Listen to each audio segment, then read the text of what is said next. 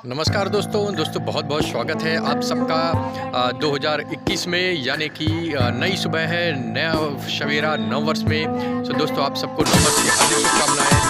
Dear all my friends, wish you very very happy new year to all of you. और दोस्तों, ये नव वर्ष आपको आपके परिवार के साथ बहुत बहुत मुबारक हो, बहुत बहुत शुभकामनाएं इसकी।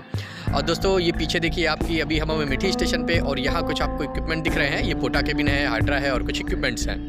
तो मैं बता दूं कि अमेठी में जो आरओबी बन रहा है उसके लिए ये सब मटेरियल आया हुआ है, और अब रेलवे भी आरओबी का जो इसका चरण है, इसका कार्य है, वो पूरा करेगा। और दोस्तों, अब हम यहाँ पे कुछ चर्चा करेंगे 2021 में रेलवे के कुछ संभावित कार्य की। जैसा कि 2020 पूरा कोरोना में बीत गया, हम ये नहीं मानेंगे कि बहुत अच्छा बीता है, किंतु 2021 में क्या क्या संभावित योजनाएं हैं रेलवे की, और ख़ासतौर पे क्या क्या कार्य हो सकता है, उसकी समीक्षा इस वीडियो में करेंगे। तो आइए हम आपको बताते हैं कि क्या क्या संभव है इसमें। दोस्तों, हम आपको बताएंगे कुछ नए रूट्स के बारे में, साथ ही साथ नए रूट के साथ साथ जो नए रेल लाइन बनेंगी, इसके अलावा जिस पर कार्य चल रहा है उसकी भी क्या स्थिति रहेगी, और बजट से रिलेटेड भी।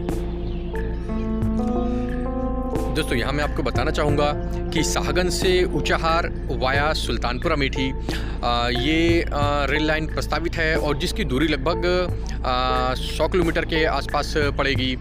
और इसके साथ साथ लालगंज रायबरेली फैज़ाबाद ये जो रेल रूट है ये भी प्रस्तावित है। यहाँ पर नया रेल रूट बनना है, नई रेल पटरियाँ बिछेंगी, और उम्मीद है कि इसका जो है 2021-22 का जो बजट है, यानी अपना जो जनरल बजट आएगा, इसके बाद रेलवे का स्पेशल बजट आता है, उसमें 2021-22 के सीज़न में यहाँ पर जो है कुछ धनराशि आवंटित होगी, और इसका कार्य काफ़ी खींचा जाएगा। जैसे कि 2020 में अन्य क्षेत्रों का कार्य खींचा गया, किंतु यहाँ का कार्य नहीं हुआ था।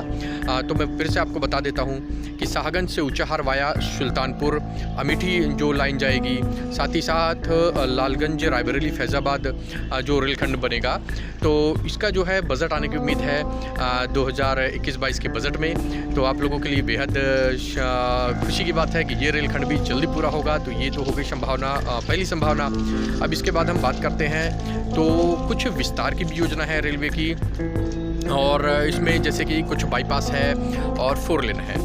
दोस्तों, आपको पता है कि अगर आप लखनऊ के आसपास जाते हैं तो वहाँ आपको घंटों वेट करना पड़ जाता है, बहुत ज़्यादा टाइम लगता है आपको वहाँ पर, बहुत प्रतीक्षा करनी पड़ती है ट्रेन में। यहाँ तक कि अगर आप कभी गए हैं तो आपका एक्सपीरियंस बड़ा खट्टा मीठा होगा, 1-1 घंटे आपको लग जाते हैं वहाँ इंतज़ार करने में।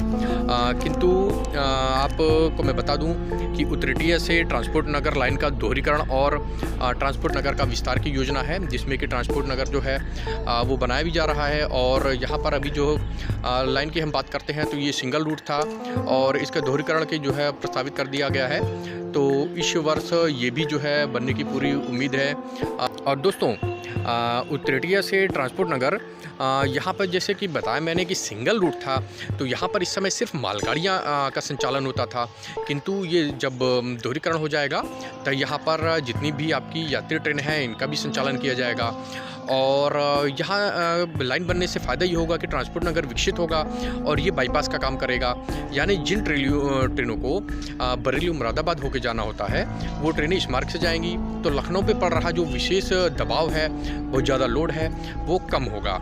और हम बता दें कि इसकी जो है लखनऊ सिटी से दूरी है 10 किलोमीटर के आसपास, 10 से 12 किलोमीटर। साथ ही साथ यहाँ से जो आपको कनेक्टिविटी मिलेगी, वो मिलेगी मेट्रो स्टेशन की।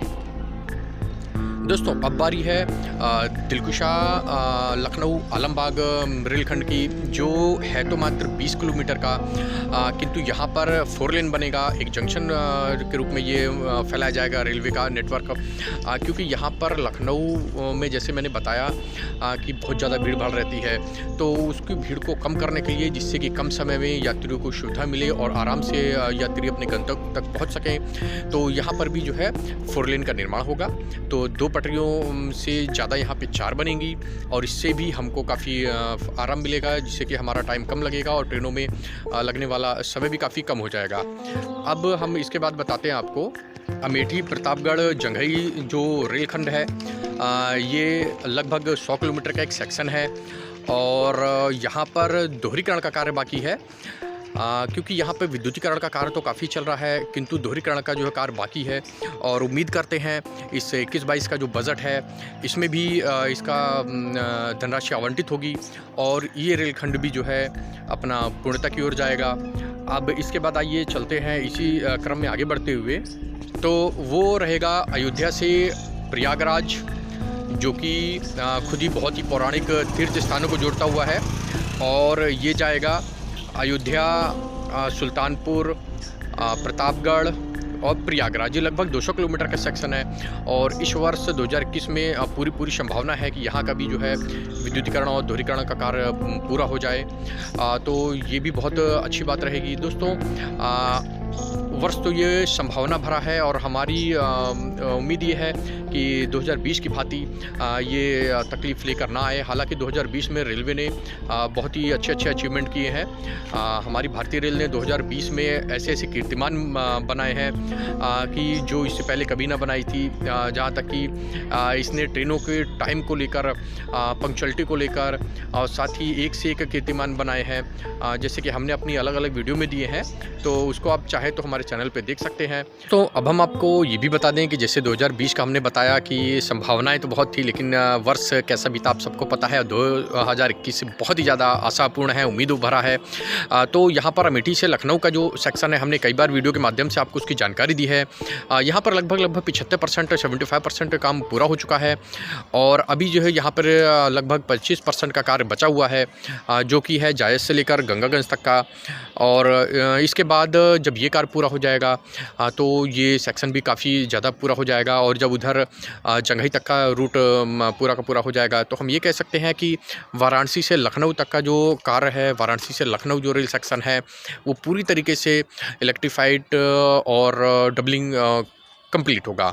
सो दोस्तों, उम्मीद करते हैं आपको ये जानकारी पसंद आई होगी, क्योंकि ये वीडियो हमारा बनाने का पर्पज़ था कि आप लोगों ने कमेंट के माध्यम से अलग अलग क्वेश्चंस पूछे थे, तो हमने उम्मीद की कि इस वीडियो में हम आपको सारी जानकारी दे दें। खास तौर पे यहाँ अपकमिंग इवेंट्स की जो संभावनाएं हैं रेलवे की, कि क्या क्या संभावनाएं हो सकती हैं और संभावित है, प्रस्तावित है।